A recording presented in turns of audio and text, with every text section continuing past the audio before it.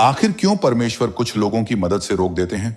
क्या यह भी पाप है अगर आप हर जरूरतमंद की सहायता करें? क्यों कभी कभी अच्छाई भी हमें बर्बादी की ओर ले जाती है? यह कहानी है उन 7 प्रकार के लोगों की जिनकी मदद करना आपको परमेश्वर की योजना के खिलाफ ले जा सकता है। कहानी की शुरुआत होती है एक साधारण से गांव से, जहां एक महिला मिरियम अपने छोटे से घर में दूसरों की मदद करते करते खुद की जिंदगी को खोने लगी थी। हर सुबह कोई ना कोई उसके दरवाजे पर आ जाता, कभी पड़ोसी अपनी समस्या लेकर, कभी रिश्तेदार अपनी मांग लेकर, कभी कोई अनजान व्यक्ति दुख की झोली फैलाकर। मिरियम का दिल कोमल था और उसकी आत्मा में दया का अथाह सागर। वह सोचती थी, परमेश्वर मुझसे तभी प्रसन्न होंगे जब मैं हर किसी की मदद करूं। लेकिन उसे नहीं पता था कि उसकी यही सोच धीरे धीरे उसकी आत्मिक शक्ति को खत्म कर रही थी। एक दिन वह बहुत थकी हुई थी। उसके घर में खाने के लिए कुछ नहीं बचा था। शरीर बीमार था, पर फिर भी उसने एक और व्यक्ति की मदद करने की ठान ली। रात के सन्नाटे में जब वह किसी के लिए खाना बनाने उठी, तो अचानक उसे लगा जैसे कमरे की दीवारों से कोई गहरी अनजानी आवाज आ रही है। वह आवाज कोमल थी, लेकिन उसमें ईश्वरीय अधिकार झलक रहा था। मिरियम, वह डरकर उठ बैठी। कौन है? आवाज फिर आई। मैं वही हूं जिसके लिए तू अपनी हर सांस बलिदान कर रही है। लेकिन क्या तूने कभी सोचा कि मैंने तुझसे कहा कब था, हर किसी की मदद कर? मिरियम के शरीर में सिहरन दौड़ गई। उसने कांपते हुए कहा, प्रभु, आप ही तो प्रेम हैं, दया हैं, तो फिर मैं कैसे किसी को मना कर दूं? आवाज थोड़ी गंभीर हो गई। हां, मैं प्रेम हूं, लेकिन न्याय भी हूं। दया बुद्धि के बिना अंधी हो जाती है। हर आत्मा तुम्हारे उद्धार का पात्र नहीं होती।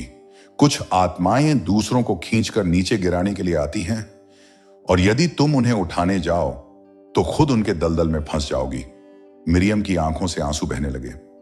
प्रभु, तो क्या मुझे दया करना छोड़ देना चाहिए? नहीं बेटी, दया छोड़नी नहीं है, डिसर्नमेंट सीखनी है।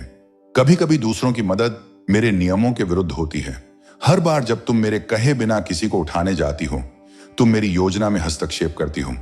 उस रात मिरियम का जीवन बदल गया। वह जान गई कि सच्ची सहायता वही है जो परमेश्वर की इच्छा के अनुरूप हो। और तभी प्रभु ने उसे दिखाया, 7 प्रकार के लोग हैं जिनकी मदद करना तुम्हें रोकना होगा, चाहे तुम्हारा हृदय कितना भी पिघल जाए। उस क्षण से एक अद्भुत आत्मिक यात्रा शुरू हुई। एक यात्रा जो यह सिखाती है कि अच्छाई और मूर्खता के बीच की रेखा कितनी पतली है। मिरियम अब हर व्यक्ति को परखना सीख रही थी, उसकी आत्मा से, उसकी ऊर्जा से, उसके कर्मों से। वह समझने लगी कि हर जरूरत परमेश्वर की योजना नहीं होती। कुछ परीक्षाएं इसलिए आती हैं ताकि हम यह समझ सकें, दया और सीमा दोनों का स्थान परमेश्वर के नियम में है। कहानी आगे बढ़ती है जब मिरियम को पहला ऐसा व्यक्ति मिलता है जो बाहर से टूटा हुआ दिखता है, लेकिन भीतर से आत्मा को निगलने वाला बन चुका है। वह नहीं जानती थी कि यही उसके जीवन की सबसे पहली सीख होगी। पहला प्रकार, वह जो खुद मदद नहीं चाहता बल्कि तुम्हारे उद्धार को रोकना चाहता है। यहीं से मिरियम की आत्मिक आंखें खुलने लगती हैं। लेकिन क्या वह यह डिसर्नमेंट सीख पाएगी, या फिर वही दया उसे फिर से गिरा देगी? सुबह का समय था। मिरियम अपनी छोटी सी झोपड़ी के सामने बैठी थी। हवा में मिट्टी और भीगे पत्तों की गंध थी। पिछले रात की ईश्वरीय आवाज उसके मन में गूंज रही थी, हर आत्मा तुम्हारे उद्धार की पात्र नहीं। वह सोच रही थी, कैसे पहचानूं प्रभु, कौन मेरी मदद के योग्य है और कौन मुझे नीचे खींचेगा? उसी वक्त दरवाजे पर दस्तक हुई। एक आदमी खड़ा था, फटे कपड़ों में, थका हारा, आंखों में निराशा और आवाज में विनती। बहन, 3 दिन से भूखा हूं, कुछ दे दो, परमेश्वर तुम्हें आशीर्वाद देंगे। मिरियम का दिल पिघल गया। वह भीतर गई और अपनी बची खुची रोटी उसे देने लगी। लेकिन तभी वही दिव्य आवाज भीतर से फिर गूंजी, मत दे। वह चौंकी, प्रभु, ये तो भूखा है, इसे कैसे मना कर दूं? आवाज शांत थी लेकिन दृढ़। यह भूख तेरी नहीं, इसकी अपनी कर्मों की देन है। यह तेरी रोटी नहीं चाहता, तेरी ऊर्जा चाहता है। इसे तू जितना देगा ये उतना ही लेगा, पर कभी नहीं बदलेगा। मिरियम ने हिचकिचाते हुए आदमी की ओर देखा। वह धीरे से बोली, भाई, मैं तेरे लिए प्रार्थना कर सकती हूं। वह आदमी तुरंत चिढ़ गया। प्रार्थना? मुझे रोटी चाहिए। तू क्या सोचती है, मैं झूठ बोल रहा हूं? उसके चेहरे का भाव बदल गया। उसमें एक गहरी काली परछाई उभर आई। वह मिरियम पर चिल्लाने लगा, अपशब्द कहने लगा। मिरियम पीछे हट गई और दरवाजा बंद कर लिया। कुछ क्षण बाद भीतर एक शांति फैल गई। आवाज ने फिर कहा, देखा बेटी, ये वही है जो मदद नहीं चाहता, बस दूसरों को दोष देकर अपनी जिम्मेदारी से भागना चाहता है। ऐसे लोग हमेशा रोते हैं लेकिन अपने कर्म नहीं बदलते। इनकी भूख पेट की नहीं, आत्मा की परजीवी भूख है। मिरियम की आंखों से आंसू बह निकले। प्रभु, तो क्या मैं निर्दयी बन जाऊं? आवाज मुस्कुराई, नहीं बेटी, सच्ची दया यह नहीं कि तू किसी को उसकी कमजोरी में रहने दे, बल्कि यह कि तू उसे उसकी आत्मिक जिम्मेदारी समझा सके। मदद वही करनी है जो आत्मा को ऊपर उठाए, न कि जो आत्मा को निर्भर बना दे। उस दिन मिरियम ने एक गहरी सच्चाई सीखी। कुछ लोग अपने दुख से बाहर आना नहीं चाहते। वे हर समय किसी सहारे की तलाश में रहते हैं ताकि उनकी निष्क्रियता पर पर्दा पड़ जाए। वे हर मदद को हक मानते हैं, आभार नहीं, और धीरे धीरे वे जिस पर निर्भर होते हैं उसकी रोशनी चूस लेते हैं। वह अब ऐसे लोगों को पहचानना सीख रही थी। जब कोई उससे मिलने आता, वह उसके शब्दों के पीछे की ऊर्जा को महसूस करती। क्या यह व्यक्ति सच में बदलना चाहता है या सिर्फ किसी के कंधे की तलाश में है? क्या यह अपने जीवन की जिम्मेदारी ले रहा है या फिर दूसरों की सहानुभूति से अपनी आलस्य को ढक रहा है? धीरे धीरे मिरियम समझने लगी, परमेश्वर चाहते हैं कि हम मदद करें, लेकिन सही दिशा में। वो नहीं चाहते कि हम अपनी रोशनी किसी अंधेरे को सौंप दें जो उसे बुझा दें, क्योंकि जब हम गलत व्यक्ति की मदद करते हैं तो हम उसकी कर्मों की कीमत खुद चुकाने लगते हैं। एक दिन वही आदमी फिर आया। वह अब भी भूखा था, अब भी नाराज था। मिरियम ने उसे प्रेम से देखा और कहा, भाई, तू अपनी रोटी खुद बना सकता है। मैं तुझे सिखाऊंगी कि कैसे मेहनत करके अपने जीवन को बदलना है। लेकिन उसने फिर से व्यंग्य किया, तू खुद क्या जानती है जिंदगी के बारे में? परमेश्वर ने तुझे मुझे देने को भेजा है। मिरियम शांत रही। उसने धीरे से कहा, नहीं, परमेश्वर ने मुझे यह सिखाने भेजा है कि किसे देना है और किसे नहीं। वह दरवाजा बंद कर भीतर चली गई। उस रात मिरियम के भीतर एक प्रकाश फैला। उसे लगा जैसे परमेश्वर ने उसकी आत्मा में नई बुद्धि जगा दी हो। अब वह समझ चुकी थी, पहला प्रकार वही है जो मदद नहीं चाहता, बस दूसरों की ऊर्जा, समय और शांति चूसना चाहता है। जिसकी दुख में रुचि है, मुक्ति में नहीं। और जैसे ही उसने इस सत्य को स्वीकार किया, आवाज फिर आई, शाबाश बेटी, तूने पहला द्वार पार किया है। अब तैयार हो जा दूसरे प्रकार को देखने के लिए, वो जो मदद चाहता तो है लेकिन कृतज्ञता नहीं जानता। मिरियम ने आंखें बंद की और उसकी आत्मा में हल्की सी मुस्कान आ गई। उसका हृदय शांत था, क्योंकि अब वह समझ गई थी, हर सहायता परमेश्वर की इच्छा से नहीं होती। अगली सुबह सूरज की पहली किरणें जब मिरियम की झोपड़ी में उतरी तो हवा में एक नई शांति थी। रात उसने गहराई से ध्यान किया था, उस दिव्य आवाज को सुनने के लिए जो अब उसके भीतर स्थायी रूप से बसने लगी थी। उसकी आत्मा हल्की लग रही थी। उसे लगा जैसे किसी पुराने बोझ को उसने उतार फेंका हो। लेकिन शांति का समय अधिक देर तक नहीं रहा। दोपहर को दरवाजे पर फिर किसी ने दस्तक दी। इस बार सामने खड़ी थी उसकी पुरानी पड़ोसी हन्ना। वो मुस्कुरा रही थी, पर उसकी मुस्कान के पीछे कुछ असामान्यता थी। मिरियम, तेरा घर इतना सुंदर है, तू कितनी शांत रहती है, क्या तू मेरी थोड़ी मदद कर सकती है? मिरियम ने कहा, जरूर हन्ना, बताओ। हन्ना ने कहा, मेरे पति बीमार हैं और खेत में काम बाकी है। अगर तू 2-3 दिन मेरी मदद कर दे तो मैं तेरा आशीर्वाद दूंगी। मिरियम ने बिना सोचे समझे हामी भर दी। उसने अगले 3 दिन अपनी सारी ताकत से हन्ना के खेत में काम किया। सुबह से शाम तक धूप में झुलसते हुए भी मुस्कुराती रही। तीसरे दिन जब वो लौट कर आई तो थकान से लगभग बेहोश थी। फिर भी उसके मन में सुकून था कि उसने किसी की मदद की। लेकिन अगले ही दिन गांव में अफवाह फैलने लगी। मिरियम ने तो काम के बदले अपने लिए पैसे मांगे। कहती है कि वो मदद नहीं करती, सेवा बेचती है। मिरियम स्तब्ध रह गई। वह सीधे हन्ना के पास गई। तूने ऐसा क्यों कहा? हन्ना ने हंसते हुए कहा, अरे मैंने तो कुछ नहीं कहा, लोग खुद बातें बना रहे हैं। पर मिरियम की आत्मा ने उस झूठ को महसूस कर लिया। वह जानती थी यही वह दूसरा प्रकार है जिसकी चेतावनी प्रभु ने दी थी। रात को जब वह प्रार्थना में बैठी तो वही दिव्य आवाज फिर सुनाई दी, यही है दूसरा प्रकार बेटी, जो तेरा भला देखकर असहज हो जाता है, जो तेरी सहायता को अधिकार समझता है और जो तेरा भला भी तुझ पर उल्टा मोड़ देता है। मिरियम की आंखों से आंसू बह निकले। प्रभु, मैं तो सिर्फ प्रेम दिखाना चाहती थी।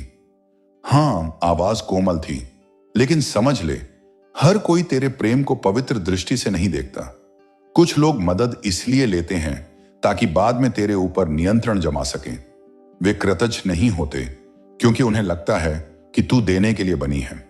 वे तेरा भला देखकर ईर्ष्या करते हैं और उसी के कारण तेरी भल मनसाहत को दोष बना देते हैं।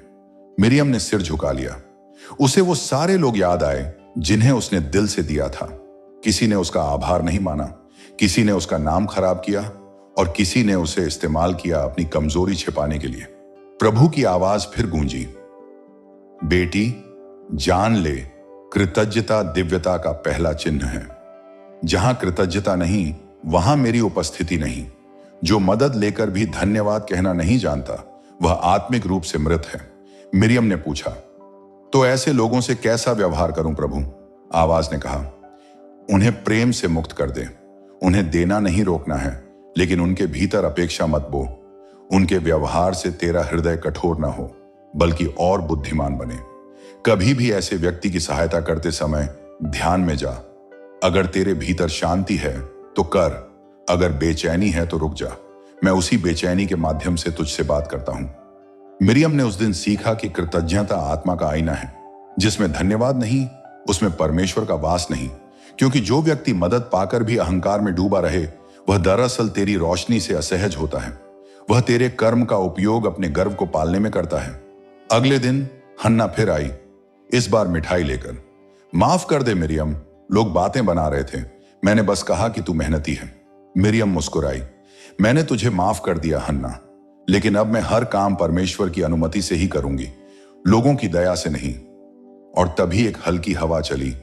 मिरियम के भीतर फिर वही आवाज उठी, तू आगे बढ़ रही है बेटी। तूने समझ लिया कि कुछ लोग तेरा भला देखकर बुरा कहते हैं क्योंकि वे प्रकाश को सहन नहीं कर सकते। अब तैयार हो जा तीसरे प्रकार के लिए, वो जो मदद चाहता है लेकिन तेरा जीवन कब्जे में लेना चाहता है। मिरियम ने आंखें बंद की और उसके भीतर एक और गहराई खुल गई। वह अब जान चुकी थी, हर दया में डिसर्नमेंट जरूरी है, क्योंकि परमेश्वर की दुनिया में बिना बुद्धि की दया आत्मा का सबसे बड़ा नुकसान है।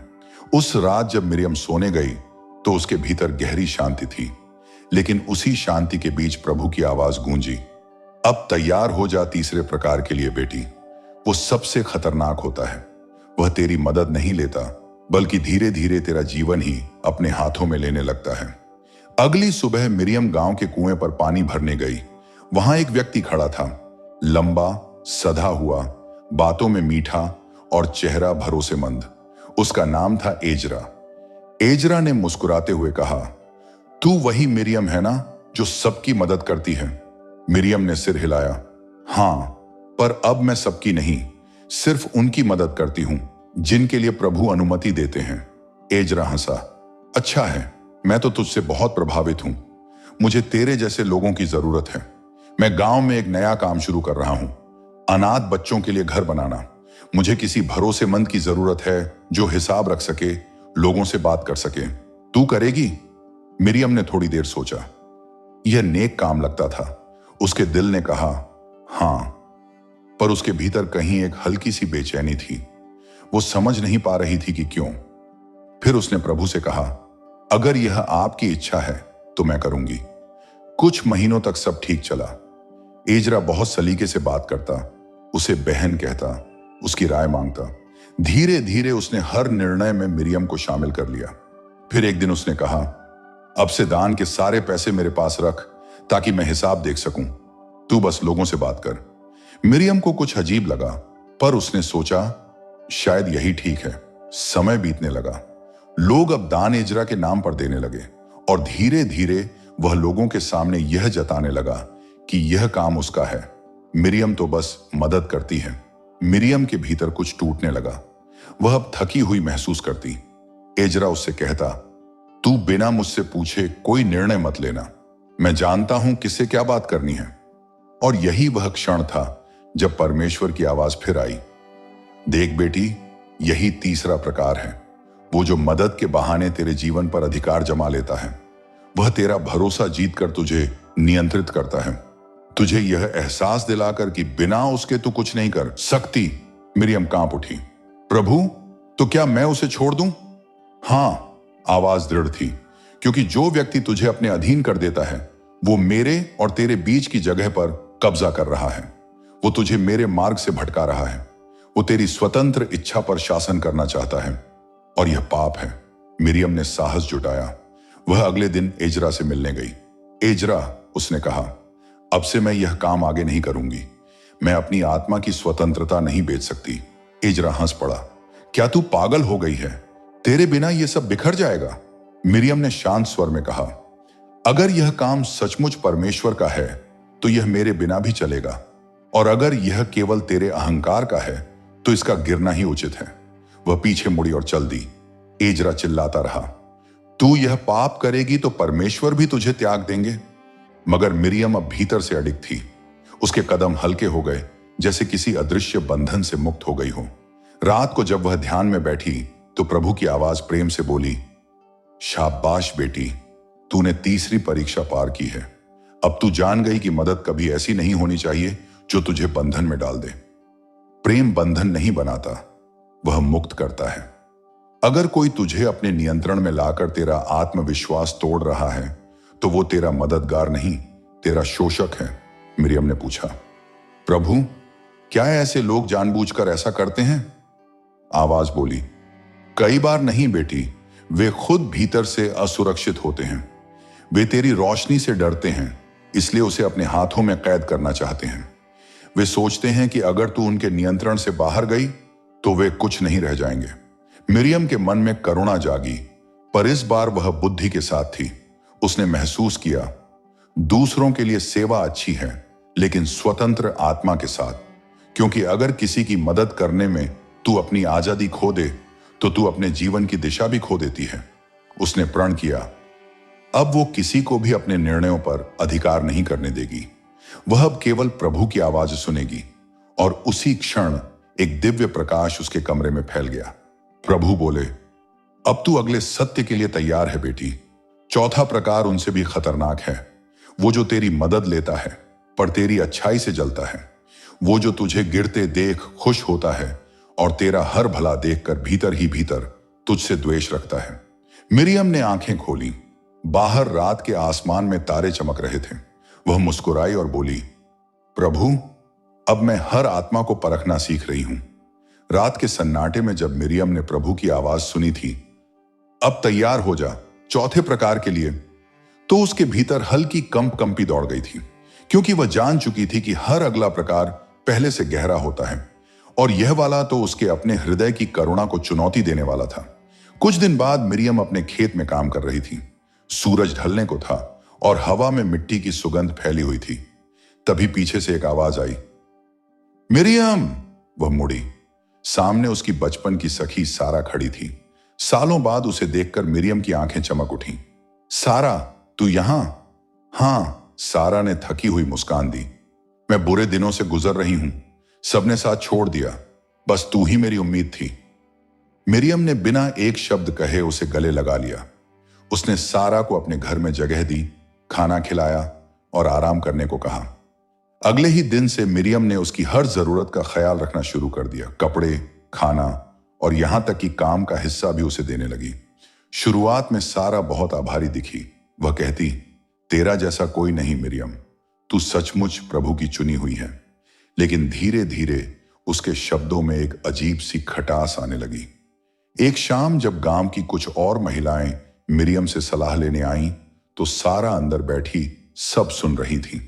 उनके जाते ही उसने ताने भरे लहजे में कहा, वाह, अब तू तो गुरु बन गई है। सब तुझसे आशीर्वाद लेने आते हैं। मिरियम चौंकी। सारा, मैंने तो बस वही कहा जो प्रभु ने मुझे सिखाया है।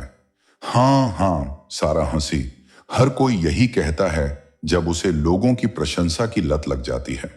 मिरियम चुप रही। वह समझ नहीं पा रही थी क्या सारा को बुरा लग रहा है कि लोग उसकी इज्जत करते हैं? अगले कुछ दिनों में सारा का व्यवहार और अजीब होता गया। वह दूसरों से कहने लगी, मिरियम तो दिखावे के लिए सेवा करती है, असल में उसे लोगों के बीच नाम चाहिए। धीरे धीरे गांव में बातें फैलने लगी, मिरियम के कानों तक भी पहुंची। उसने सारा से पूछा, क्या तूने ये कहा? सारा बोली, मैंने सच ही कहा, क्या झूठ बोलूं? तू खुद ही तो चाहती है कि लोग तुझे महान समझें। मिरियम का हृदय टूट गया। जिसे उसने घर दिया, भोजन दिया, प्रेम दिया, वही उसकी अच्छाई पर वार कर रही थी। वह रात भर प्रभु के सामने रोती रही। प्रभु, मैंने इसका क्या बुरा किया था? आवाज आई, बेटी, यही चौथा प्रकार है। वो जो तेरा प्रकाश नहीं सह सकता, वो तुझसे तब तक प्रेम करता है जब तक तू उसके बराबर है, पर जैसे ही तू ऊपर उठने लगती है, उसका प्रेम जलन में बदल जाता है। मिरियम की आंखों से आंसू बहने लगे। प्रभु, क्या मैं ऐसी आत्मा की भी मदद ना करूं? मदद कर सकती है, आवाज ने कहा, लेकिन दूरी से, क्योंकि ऐसी आत्मा खुद को घायल समझती है। वो तेरा प्रकाश नहीं देख पाती, क्योंकि उसके भीतर अंधकार गाढ़ा है। अगर तू उसके करीब रहेगी तो वो तुझे भी अपने अंधेरे में खींच लेगी। अगले दिन मिरियम ने सारा से कहा, सारा, तू मेरे लिए प्रिय है, लेकिन अब हमारे मार्ग अलग हैं। मैं तुझे दोष नहीं देती, पर मैं तेरा बोझ नहीं उठाऊंगी। तेरी यात्रा तेरी है। सारा ने तिरस्कार से कहा, अच्छा, अब तू मुझे त्याग रही है? मिरियम मुस्कुराई, नहीं, मैं तुझे आजाद कर रही हूं, ताकि तू खुद अपनी